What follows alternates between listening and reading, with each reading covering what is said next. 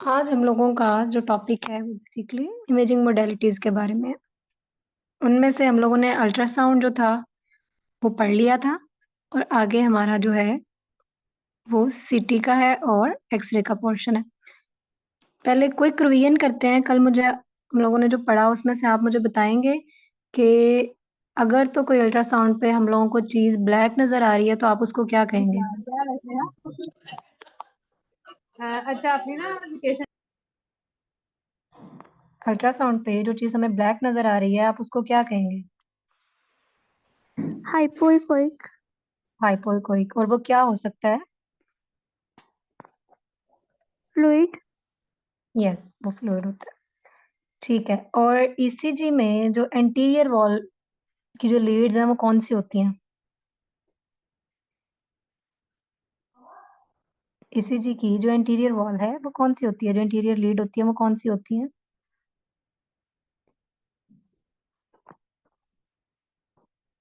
1 to 6। Yes, V1 to V6 जो है वो एंटीरियर वॉल हमें कॉज करता है। Very good. ठीक है जी। जो आज हम लोगों ने पढ़ना है वो है बेसिकली एक्सरे के बारे में और सीटी के बारे में। पहले हम लोग पढ़ेंगे एक्सरे के बारे में, क्योंकि सीटी स्कैन में हम एक्सरेज को ही बेसिकली यूज करते हैं, लेकिन एडवांस इमेजिंग है वो। तो एक्सरे क्या होता है? An X-ray is a type of radiation used to create a picture of the inside of the body. As X-ray beam passes through your body, they are absorbed differently by the various structures in the body. क्या होता है कि patient को ये side पे picture दिखाई है, simple एक एक्सरे मशीन इस तरह की होती है। अगर लेटा के करना है तो ये बकी के ऊपर किया जाता है। ठीक है, यहाँ पे टेबल जो है इसके ऊपर किया जाता है, या अगर आपने खड़े होकर करना है तो वो सामने इसके जो लगी हुई है उस पे होता है, अगर इरेक्ट आपने करना है तो। क्या होता है कि पेशेंट को एक्सरे के नीचे पोजीशन किया जाता है। जो ऊपर वाला पार्ट नजर आ रहा है यहाँ पे, ये जो पोर्शन है ये ट्यूब है, यहाँ से एक्सरेज निकलनी है और इसके नीचे ये जो पोर्शन नजर आ रहा है यहाँ पे केसेट को डाला जाता है। पिछले जमाने में क्या होता था कि उस केसेट के अंदर फिल्म को भी डाला जाता था, फिर बाद में उस फिल्म को एक डार्क रूम के अंदर जाके रीड किया जाता था, उस पर फिर इमेज हमारा हमें नजर आता था। ठीक है, लेकिन अब क्या होता है कि वो इमेजिंग प्लेट होती है या इमेज इंटेंसिफायर होता है सीआर में, उसमें फिल्म उसके अंदर ही होती है या कैसेट के अंदर ही वो इमेजिंग प्लेट होती है, और वो इसके अंदर आप डाल देते हैं, फिर दोबारा उसको जाकर रीड करते हैं और वो आपको इलेक्ट्रिकल फॉर्म में आपको इमेज मिल जाता है और आप उसकी फिल्म डेवलप कर देते हैं प्रिंटर के जरिए। यहाँ पे जो डीआर डिजिटल इमेजिंग वाला सिस्टम आया है उसमें क्या है कि वो कैसेट आपको लोड अनलोड नहीं करनी पड़ती, इसके अंदर ही पड़ा होता है वो, और आपको डायरेक्टली आपकी कंप्यूटर स्क्रीन पे इमेज मिल जाता है। ठीक है, तो ये ट्यूब है, यहाँ से आपने पेशेंट को इधर आपने सेंटर करना होता है और वो एरिया आपने सिर्फ लेना होता है जहां से आपको इमेज रिक्वायर होता है। आपने आर्म का करना है, आपने लेग का करना है, तो सिर्फ आपने उतना एरिया लेना है, क्योंकि आप ज्यादा रेडिएशन से एक्सपोज नहीं कर सकते पेशेंट को। ठीक है, तो वो जब रेडिएशन फॉल करती है पेशेंट की बॉडी पे, उसने एब्जॉर्ब होना होता है, उसने स्कैटर होना होता है। ठीक है जी, और फिर उसने जो है क्या कहते हैं रिफ्लेक्ट बैक भी होना होता है। तो वो जो रिफ्लेक्शन भी होती है वो डिफरेंट एरिया से टकरा के पास कर जाता है बॉडी से, तो वो भी स्कैटर रेडिएशन की एक फॉर्म होती है। तो जो एब्जॉर्ब हो जाती है वो वाइट नजर आता है हमें, जैसे बोन्स एब्जॉर्ब कर लेती हैं, और जिसके अंदर से रेडिएशन पास हो जाती है वो ब्लैक या वही एरिया ऑफ ग्रे में नजर आता है, such as bones and soft tissues, and this is used to create an image. X-ray imaging is also known as radiography, या आप इसको रेडियोग्राफ भी कह सकते हैं, चेस्ट का रेडियोग्राफ या एब्डोमेन रेडियोग्राफ, तो वो एक एक्सरे होता है simple. X ray for X ray and CT scan we use terminologies like hyperdense जो कि ब्राइट होगा, हाइपोडेंस जो कि ब्लैक होगा, आइसोडेंस जो डिफरेंट शेड्स ऑफ ग्रे में होगा। जो हाइपरडेंस होता है, अल्ट्रासाउंड के केस में हमें सिग्नल ज्यादा मिल रहा था। हाइपरडेंस जो एक्सरे या सीटी के केस में इट्स मीन एब्जॉर्प्शन हो रही है रेडिएशन की, वो एरिया एब्जॉर्ब कर रहा है जिसकी डेंसिटी बहुत ज्यादा होगी। बोन में कैल्शियम होता है, वहां पे डेंसिटी ज्यादा होती है, तो वो चीजें हम लोगों को व्हाइट नजर आती हैं। जो बोन्स है हमारी वो एक्सरे में हमें व्हाइट नजर आएंगी। और जो हाइपोडेंस एरियाज हैं वो बेसिकली कोई भी एरिया पैथोलॉजी का हो सकता है, कोई ट्यूमर हो सकती है, कोई फ्लूइड हो सकता है, कोई सिस्ट हो सकती है, कुछ भी, कोई मैस हो सकता है, तो वो ब्लैक नजर आता है। और फिर होता है जी आइसोडेंस, जिसको डिफरेंट शेड्स ऑफ ग्रे में हम लेते हैं। एक्सरे जो है ये तो प्लेन ही होता है, इसमें कोई कंट्रास्ट वगैरह आप नहीं देते, कोई चीज नहीं देते, लेकिन सीटी में आपने कंट्रास्ट भी लगाना होता है। कंट्रास्ट क्या चीज होती है? ये वो कह लें सब्सटेंस होती है कि अगर ट्यूमर आपने देखना है तो आपने उसको डिफाइन करना है। वैसे तो आप हिस्टोपैथोलॉजी परफॉर्म करवाते हैं तो आप बताते हैं ये बिनाइन है, मेलिग्नेंट है, क्या है, लेकिन उससे पहले आप सीटी कंट्रास्ट के साथ करवाते हैं। उससे भी आपको ये डिफरेंशिएशन हो जाती है कि ये सिंपल एक मैस है या ये ट्यूमर है। ठीक है, तो वो उसके फिर कंट्रास्ट अपटेक पे डिपेंड करता है। अब एक्सरेज हम कुछ कॉमन देख लेते हैं कि हम लोगों के पास जो एक्सरे है वो किस तरह का हमें मिलता है। नॉर्मल अगर एक आप एक्सरे देखें सिंपल ये वाला, तो ये चेस्ट का एक्सरे है। ठीक है, इसमें आपको जो है मिड में स्टर्नम नजर आती है, फिर बैक साइड का जो शेडो आपको नजर आता है वो स्पाइन का नजर आता है। ठीक है, फिर कुछ चीजें उन्होंने यहाँ पे मार्क की हुई है। ये एक नॉर्मल एक्सरे है। आप देखेंगे इसमें लंग्स का कलर ब्लैक है क्योंकि एयर है यहाँ पे, वो ब्लैक है। ट्रेकिया भी आपको नजर आ रही होगी, ये यहाँ से ये ट्रेकिया डिवाइड हो रही है दोनों लंग्स की तरफ, ये एरिया से। ठीक है, और ये जो है ये बीच में ये जो पड़ा हुआ है ये आपका हार्ट है। ठीक है, और यहाँ पे ये जो नजर आ रहे हैं ये हम लोगों को वर्टिब्रास नजर आ रहे हैं, और इन वर्टिब्रास के दरमियान जो स्पेस है वो डिस्क स्पेस है। ठीक है, और अब आप इसका कंट्रास्ट चेक करें कि जो हमारे लंग्स हैं जहाँ पे एयर है, एयर क्या नजर आ रही है हमें एक्सरे पे? ब्लैक।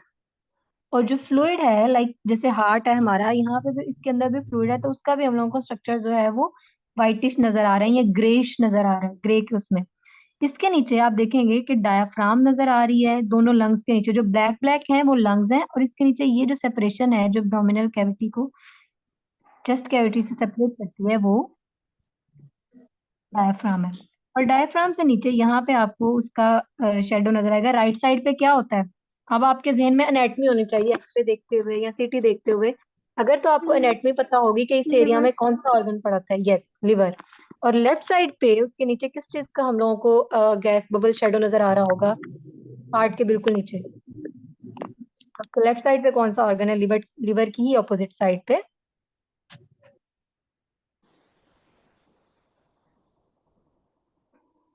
स्टमक।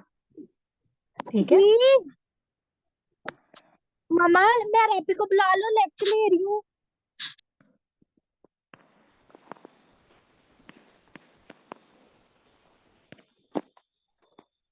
ठीक है, तो ये आप लोगों का एक सिंपल एक्सरे है। अब आगे जो हम लोगों ने देखनी है, अब आपने ये ध्यान रखना है अपने ज़हन में कि यहाँ पे लंग्स देखें बिल्कुल क्लियर हैं, इनमें कोई आपको व्हाइट कलर का कुछ भी जो है वो नजर नहीं आ रहा कि कोई डिजीज है या कुछ भी।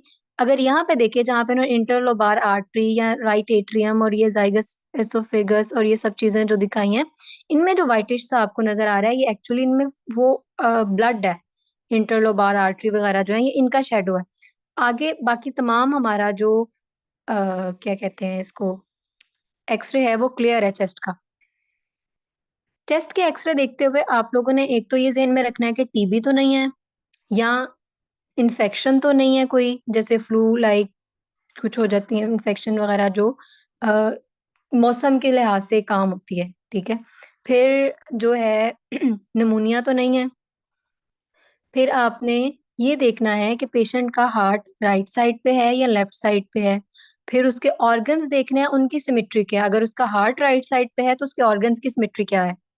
ठीक है, ज्यादातर लोग ऐसे होते हैं जिनमें कोई रेयर एब्नॉर्मेलिटी पाई जाती है तो वो उनको पता भी बहुत देर बाद चलती है, कई बार एडल्ट लाइफ में जाके पता चलती है। तो हम लोग क्या करते हैं, एक्सरे में एक और चीज हमने देखनी होती है कि ये जो कार्डियक शेडो है इसका और यहाँ से इसका जो आपका चेस्ट का ये शेडो है, इसको हम मेजर करते हैं पूरा यहाँ से, जिसको हम कहते हैं CTR, कार्डियो थोरेसिक रेशियो, जिससे ये चेक करना होता है कि हार्ट साइज बढ़ा तो नहीं है। तो वो पूरा पहले यहाँ से चेस्ट का जो है दोनों इसके लोअर बॉर्डर से इस वाले साइड के लोअर बॉर्डर तक आप लाइन लगाते हैं, फिर यहाँ से आपने इसको यहाँ तक मेजर करना होता है। ये लेस देन 50% हो तो इट्स मीन कि ये नॉर्मल हार्ट साइज है। अगर ये ग्रेटर देन हो जाए तो इट्स मीन कि ये कार्डियो मगैली है। उसको हम कहते हैं CTR, कार्डियोथोरेसिक रेशियो। ठीक है, अब ये हमारे पास नॉर्मल एक्सरे था। जो दूसरा एक्सरे हम देख रहे हैं यहाँ पे आप बताएं कि आपको लंग्स के कलर में कोई डिफरेंस नजर आ रहा है? पिछले एक्सरे की निस्बत क्या इस एक्सरे में आपको लंग्स के कलर में कोई डिफरेंस नजर आ रहा है? अगर आप जी इसको ज्यादा डार्क देखें लग रहा है। और इसको देखें दोनों को साइड बाय साइड, तो क्या आपको कोई डिफरेंस नजर आ रहा है? डार्क है। डार्क है। ये हमेशा याद रखें, जो सीओपीडी का एक्सरे होता है, क्रॉनिक ऑब्स्ट्रक्टिव पल्मोनरी डिजीज, या आप कह लें जो स्मोकर्स होते हैं, उनका हमेशा इस तरह का होता है, उसको जेट ब्लैक होता है। ठीक है, वो डार्क, उसका जो कलर होता है वो डार्क ब्लैक होता है, और उसको स्मोकर्स टेस्ट भी कहते हैं। यहाँ आप, क्योंकि उसमें लंग्स जो होते हैं वो उनके हाइपर इन्फ्लेटेड होते हैं, तो वो बहुत ज्यादा एयर उनमें होती है, तो वो जो है क्या कहते हैं, वो नजर आते हैं आपको जेट ब्लैक। ग्रे में नहीं होते, थोड़े से वो डार्क ब्लैक में होते हैं।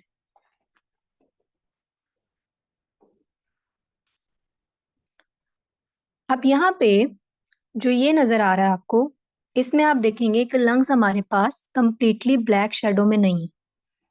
जो लंग्स के शेडो है वो कंप्लीटली ब्लैक नहीं है। राइट साइड पे भी वो जो है उसके कोई, मतलब अब आप इसको देख के ये नहीं कह सकते कि ये नॉर्मल है। नॉर्मल आपने देखा तो ऑब्वियसली अब आपको ये ज़हन में होगा कि ये एबनॉर्मल है। अब एबनॉर्मलिटी क्या है इसमें, आप देखेंगे कि ये वाइटिश जो है, ये कोई ना कोई फ्लूइड है इसके अंदर। ठीक है, तो जो वाइट होता है वो लंग्स में या तो कह लें कि टीबी की वजह से हो सकता है, या निमोनिया की वजह से हो सकता है, एम्फीसीमा हो सकता है। और अब अगर हमने ये डिफरेंशिएट करना है कि ये टीबी है या निमोनिया है, टीबी में आपके कैविटीज बनती हैं, लंग्स में कैविटीज बनती है, कैविटेशन बनती है, और छोटे छोटे न्यूज बनते हैं। जबकि निमोनिया में ऐसे आपको एक ही जगह पे ऐसे पैच मिलेगा, फिर यहाँ पे पैच मिलेगा। जो टीबी होती है ना वो इसी तरह से होती है। तो जो ये वाला एक्सरे है, ये टीबी के पेशेंट का एक्सरे है। इनमें ये देखें आपको ये छोटे छोटे जो ये कैविटीज नजर आ रही हैं, ये वाली ब्लैक ब्लैक, यहाँ पे भी है, यहाँ पे भी है, और ये साथ इसमें ये कह लें कंसोलिडेशन टाइप ही जो है वो डेवलप हो रही है, जो पैचेस बनते हैं इसमें भी। ठीक है, यहाँ पे भी है ये ब्लैक। कैविटी क्या होती है कि वो लंग में एयर तो होती है, लेकिन साथ उसमें इस तरह से एक प्रोमिनेंट कैविटी बन जाती है, और कैविटी की एक प्रोमिनेंट जो है वो बाउंड्री होती है और उसके अंदर फ्लूइड इकट्ठा होता है। ठीक है, तो ये कैविटेशन होती है टीबी के केस में। अब ये देखें, यहाँ पे आप देखेंगे कि जो हमने पहले एक्सरे देखा उस तरह का नहीं है, कि इसमें पैचेस नहीं है, उस तरह के स्पॉट्स नहीं है, या नोड्यूल टाइप्स नहीं है, या कैविटी नहीं है, हम लोगों को ब्लैक कलर अलग से नजर नहीं आ रहा। यहाँ पे हमें इस एरिया में सिर्फ लंग के एक पैच पड़ा हुआ नजर आ रहा है। ठीक है, तो ये नमूनिया का पैच है। ठीक है, डॉक्टर्स कहते भी यही हैं। अगर रिसेंटली, अब जैसे पिछले दिनों में जब सर्दी बहुत ज्यादा थी तो बच्चों में बहुत ज्यादा ये वायरल नमूनिया फैला हुआ था, तो वो पैचेस मिलते हैं, तो ये कहते हैं कि एक्सरे पे पैच मिला है। तो वो पैच जो बात करते हैं वो नमूनिया का पैच होता है। ठीक है, तो वो हमेशा कभी अपर लोब में, कभी लोअर लोब में, कहीं पे भी, कहीं से भी स्टार्ट हो सकता है, और अगर उसकी ट्रीटमेंट ना करवाई जाए तो वो आगे फर्दर जो है वो लंग को इन्वॉल्व कर सकता है।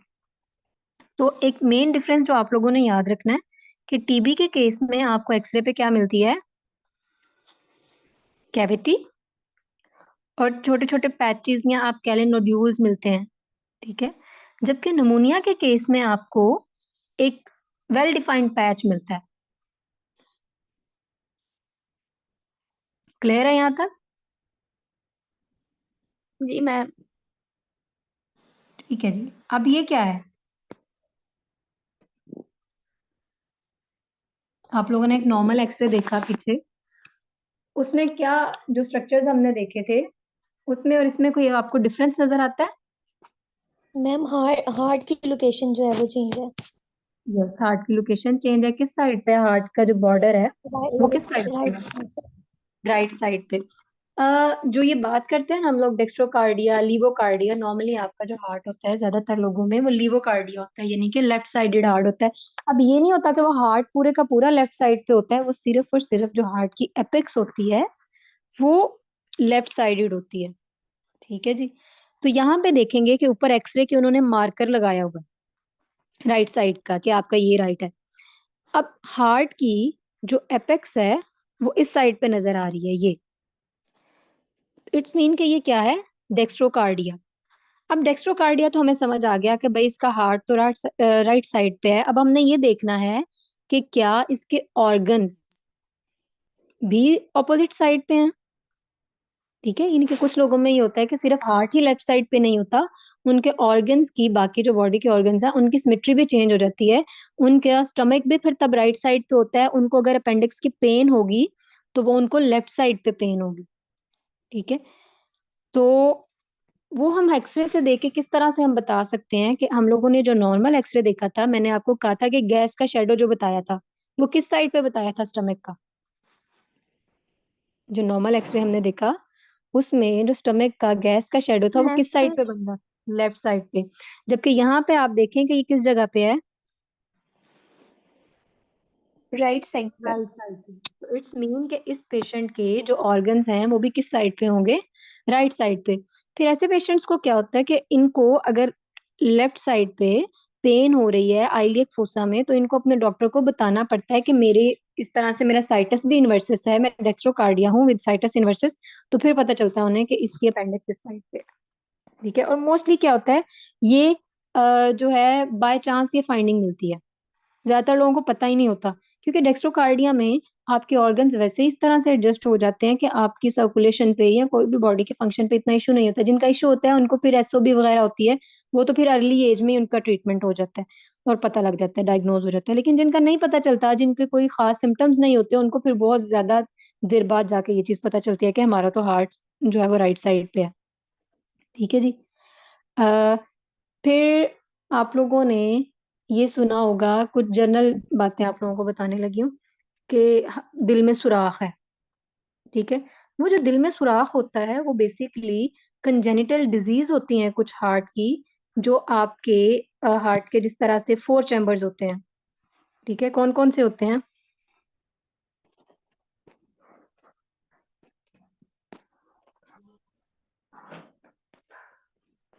दो एट्रियम और दो वेंट्रिकल। 2 वेंट्रिकल्स। जो राइट एट्रियम और राइट वेंट्रिकल है और लेफ्ट एट्रियम और लेफ्ट वेंट्रिकल। अब जब एट्रियास के दरमियान अगर लेट्स सपोज ये जो सेप्टम होता है बीच में, इन दोनों को जो ज्वाइन किया होता है ना कंबाइन, उसको सेप्टम कहते हैं, एट्रियल सेप्टम और वेंट्रिकुलर सेप्टम। कई बार क्या होता है कि इनमें ना बीच में सुराख होता है दोनों में। कुछ में बाय बर्थ जो है वो एट्रिया में तो होता ही है।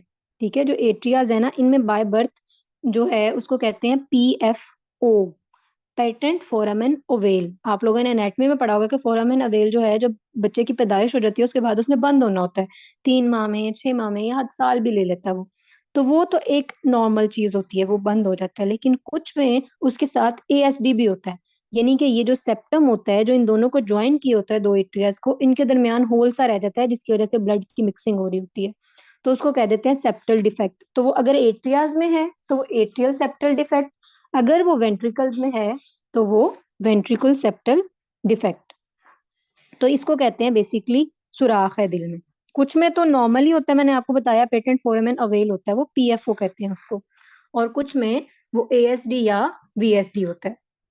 ठीक है, तो अगर आइंदा आपके नजदीक कोई बात करे कि दिल में सुराख है, तो आपके जहन में ये बात आनी चाहिए कि ये कोई कंजेनिटल हार्ट की नॉर्मेलिटी है। ठीक है,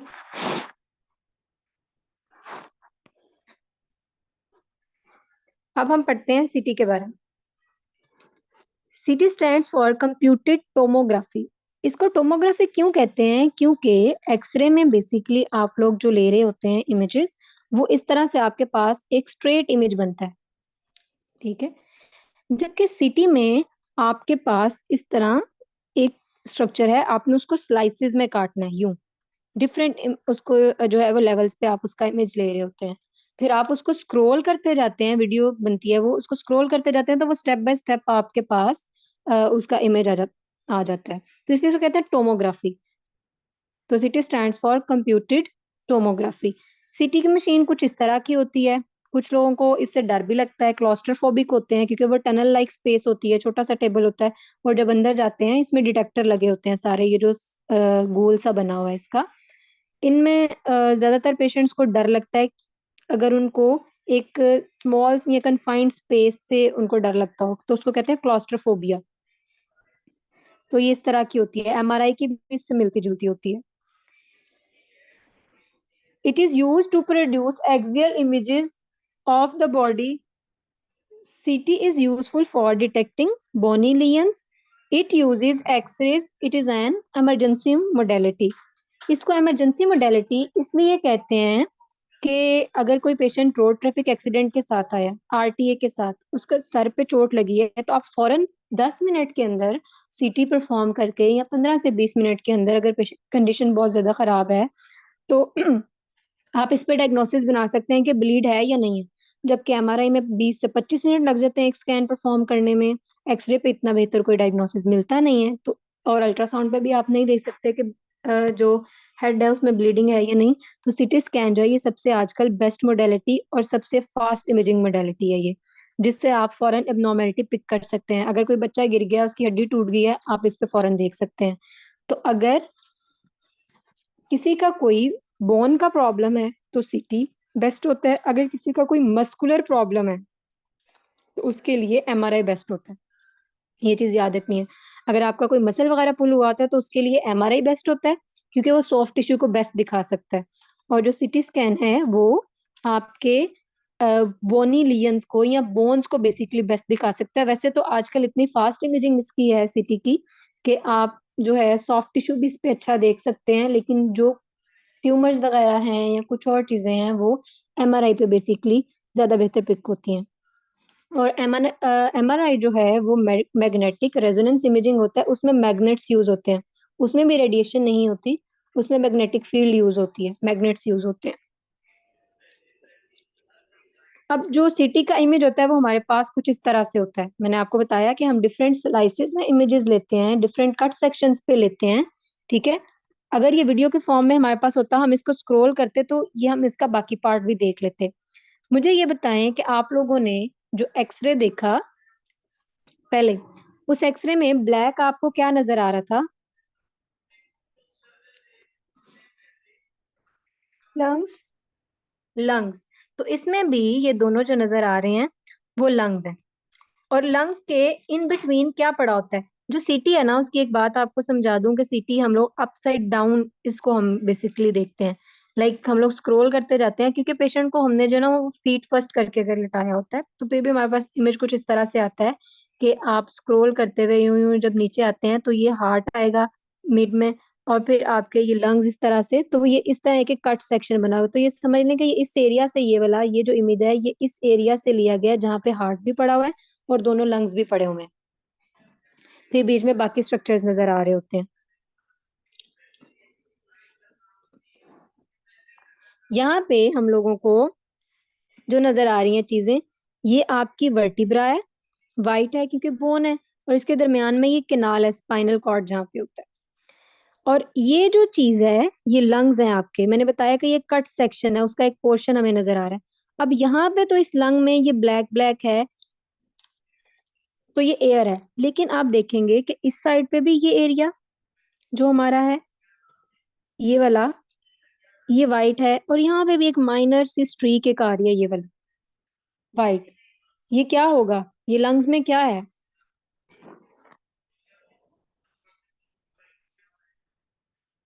अमोनिया। ये फ्लूइड है और ये प्लूरल एफ्यूजन है, ठीक है। ये प्लूरा जो लंग के इर्द गिर्द, जो लंग्स के इर्द गिर्द एक कवरिंग अल्लाह ताला ने रखी हुई है जिसको प्लूरा कहते हैं। इस तरह डबल लेयर होती है, तो ये अंदर इन साइड पे ये फिर लंग्स इस तरह से होते हैं। तो इसमें फ्लूइड जो ज्यादा हो जाता है ना, तो वो प्लूरल एफ्यूजन होती है, ठीक है। तो ये है pleural effusion, bilateral pleural effusion. और ये जो मिड में बड़ा हुआ है ये बेसिकली बड़ा सा ये हार्ट के डिफरेंट बॉर्डर्स दिखाए हुए हैं, ये वाले। और ये आपकी एओर्टा पड़ी हुई है।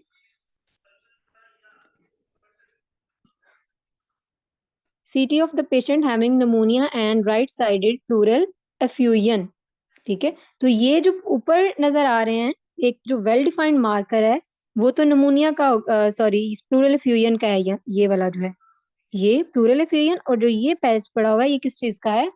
नमूनिया का, ठीक है। जिसको कहते हैं, कुछ लोग कहते, सुना होगा आपने, फेफड़ों में पानी पड़ा हुआ है, तो ये वही चीज होती है।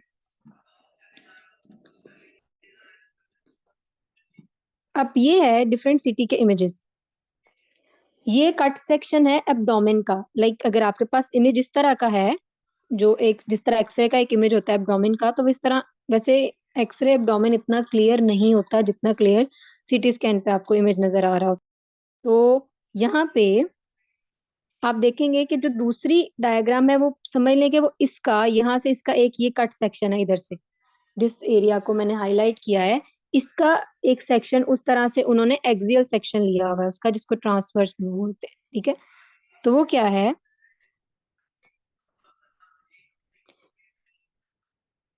यहाँ पे आप देखें कि एक तरफ आपका लिवर है, फिर उसमें गॉल ब्लैडर पड़ा हुआ है, स्टमक नजर आ रहा है, और स्टमक में जो व्हाइट आपको सब्सटेंस नजर आ रही है, ये पेशेंट को ओरल कंट्रास्ट दिया होता है जो हमें व्हाइट नजर आता है, ताकि हम डिफरेंशिएशन कर सकें कि कोई इब्नॉर्मेलिटी, गट की इब्नॉर्मेलिटी तो नहीं, यानी कि कुछ में गट ऑब्स्ट्रक्शन भी होती है। ये जो है ये किडनीज पड़े हुए हैं दोनों, ये स्पाइन पड़ी हुई है, उसके आगे एओर्टा है, उसमें भी कंट्रास्ट गया हुआ है, वो आईवी कंट्रास्ट दिया होता है।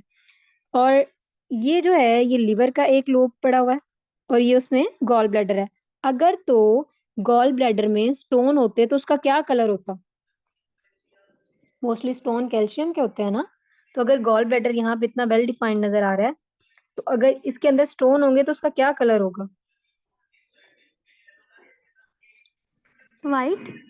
वाइट, यस, क्योंकि उसमें कैल्शियम होता है, तो जिस तरह बोन्स एब्जॉर्ब करती हैं तो उसका कलर वाइट होता है। तो इसी तरह से जो है आपका स्टोन जो है उसकी अपीयरेंस भी वाइट होगी। अब मुझे ये बताएं कि ये जो नजर आ रहा है, ये वाइट वाइट ये जो कोने पे नजर आ रही है, ये किस चीज के कट सेक्शन है, ये जिनको मैंने मार्क किया हुआ है, ये क्या हो सकता है? अपने जहन में अपनी एनेटमी को याद करें कि आपके जो इन स्ट्रक्चर्स हैं इनको किसने जो है वो सेव किया हुआ है, गार्ड किया हुआ है। रिब्स हैं, रिब्स। रिब्स, बिल्कुल ठीक है। एक मिनट मुझे जरा दें।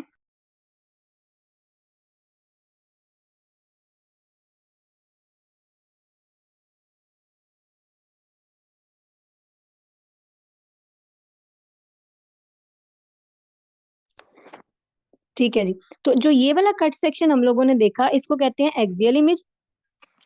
और जो ये स्ट्रेट इमेज होता है, यहाँ आप कह लें, आप लोगों ने बॉडी के प्लेन्स पढ़े होंगे, एक्सियल, कॉर्नल और सेजिटल। जो सेजिटल प्लेन होता है वो बॉडी को किस पार्ट में डिवाइड करता है? वो राइट में और लेफ्ट में डिवाइड करता है। और जो आपका कॉर्नल इमेज होता है वो एंटीरियर में और पोस्टीरियर में डिवाइड करता है। और जो एक्सियल है वो तो वैसे ही कट सेक्शन प्रोड्यूस करता है किसी भी चीज का।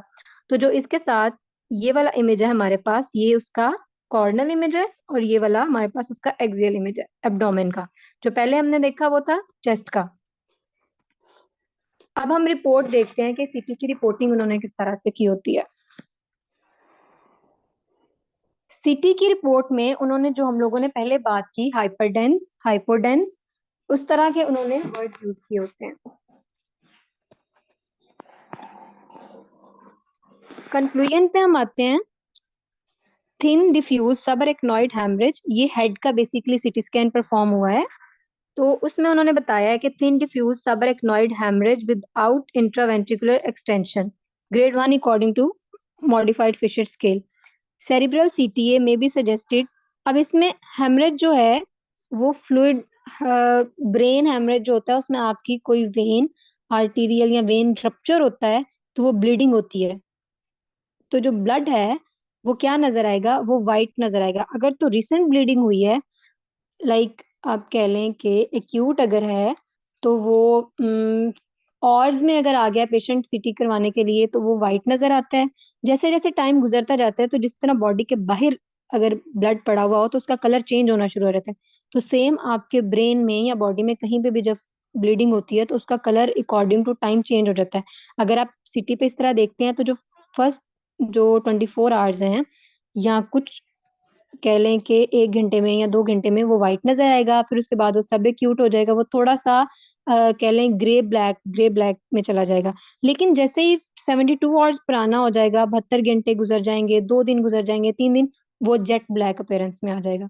तो यहाँ पे उन्होंने वो हेमरेज को कहा हुआ है। और हेमरेज के बाद उन्होंने कहा है कि इसकी CT angio, cerebral CT angio, CT A stands for CT angio, कि आप उसकी सिटी एनजीओ परफॉर्म करवाएं। ठीक है,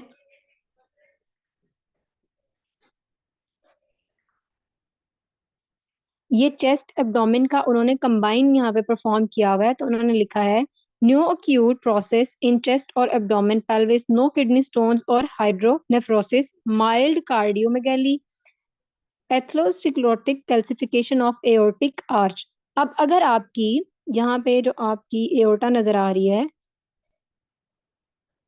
अगर तो यहाँ पे एओर्टा जो मिड में बिल्कुल स्पाइन के आगे पड़ी है, ये अगर यहाँ पे कैल्सिफिकेशन होगी, नॉर्मल कलर इसका ये है, अगर यहाँ पे कैल्सिफिकेशन है एओर्टा के अंदर, तो आपको किस तरह से नजर आएगी?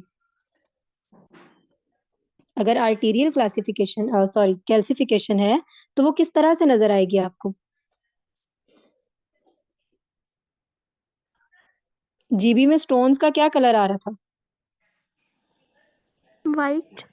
वाइट। तो हमेशा हमारी बॉडी में याद रखिएगा कि कहीं पे भी कैल्सिफिकेशन हो तो वो वाइट नजर आती है। जैसे ही पेशेंट की एज 40-50 प्लस जाना शुरू होती है, तो उसकी जो एओर्टा है वो कैल्सिफिकेशन, जिस तरह ये इसका ये राउंड नजर आ रहा है ना बहुत ज्यादा, इसी जो इसका स्ट्रक्चर होता है यहाँ पे करके वो वाइट वाइट पैचेस ऐसे होते हैं। लाजमी नहीं है, कुछ में तो पूरा पूरा सर्कल इस तरह से वाइट हो जाता है। ठीक है, कुछ के केसेस में इस तरह से आपको डिफरेंट जगहों पे ऐसे थोड़ा थोड़ा वो कैल्सिफिकेशन या कैल्सिफाइड एरियाज एओर्टा में नजर आते हैं।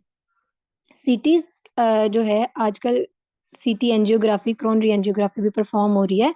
उसमें क्या होता है कि आप जो क्रोनरीज हैं, बजाय इसके कि आप कैथ लैब में जाके देखें, जो एनजीओ होती है बेसिकली जहाँ पे स्टेंट डालते हैं, उससे पहले जिस तरह हार्ट डिजीज बहुत ज्यादा बढ़ रही है, तो पहले ही सीटी क्रोनरी एंजियोग्राफी परफॉर्म करते हैं। उसमें उसमें सबसे पहले आपने ना ये कैल्शियम स्कोर एक स्कैन करना होता है, जिसमें आप क्रोनरी आर्टरीज में कैल्शियम देखते हैं। तो वो आपको बहुत वाज़ेह जिस तरह एओर्टा में नजर आता है ऐसे, तो वो उनमें भी नजर आ जाता है। फिर ये पता चल जाता है कि इस पेशेंट में आगे एमआई होने के चांसेस कितने हैं। ठीक है, तो वो उन्होंने उसके एथेरोस्क्लेरोटिक चेंजेस वो डिफाइन किए हुए हैं इस रिपोर्ट में। Atherosclerotic calcification of aortic arch, descending thoracic aorta and abdominal aorta including bifurcation, no aneurysm, mild ectasia of ascending aorta. अब एनोरिज्म क्या होती है? एनोरिज्म होती है एब्नॉर्मल डायलेटेशन। ठीक है, एक्टेजिया और एनोरिज्म, एनोरिज्म किसी भी, जैसे एक नॉर्मल आर्टरी अगर इस तरह से आ रही है हमारे पास, तो ये इसकी एक पाउच सा बन जाता है, तो ये एनोरिज्म है। बाकी आपके बिल्कुल स्ट्रेट जा रही है, तो ये जो एक पाउच सा बन जाता है उसको कह देते हैं एनोरिज्म। ठीक है, कुछ पेशेंट्स में जिनका ब्लड प्रेशर बहुत ज्यादा हाई रहता है और उनको हेडेक बहुत स्वेयर होती है, उनमें एनोरिज्म ही होती है कई बार। फिर उसके बाद उसका रप्चर होता है, उस एनोरिज्म का रप्चर होता है तो हेमरेज होता है। अब ये है, ये एनोरिज्म हो गया। फिर उन्होंने लिखा हुआ है एक्टेजिया, ये तो हो गया एनोरिज्म। एक्टेजिया नॉर्मल आपकी अगर वेसल का साइज इस तरह से, ये नॉर्मल साइज आ रहा है, लेकिन एक्टेटिक वेसल क्या होती है कि ये इससे नॉर्मल से डबल साइज में होती है। फिर नॉर्मल, ये पार्ट एक नॉर्मल आ गया, फिर इस तरह से हो गई, फिर नॉर्मल आ गया, फिर तो ये एक्टेटिक वेसल होती है। ठीक है, उसको